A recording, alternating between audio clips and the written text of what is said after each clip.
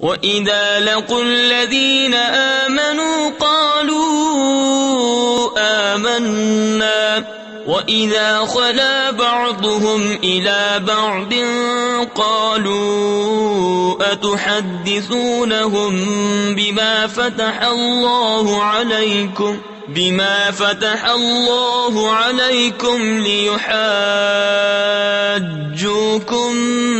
به عند ربكم أفلا تعقلون أولا يعلمون أن الله يعلم ما يسرون وما يعلنون۔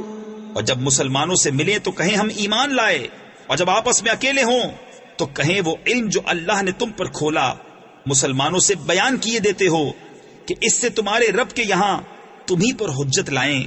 کیا تمہیں عقل نہیں؟ کیا نہیں جانتے کہ اللہ جانتا ہے جو کچھ وہ چھپاتے ہیں اور جو کچھ ظاہر کرتے ہیں؟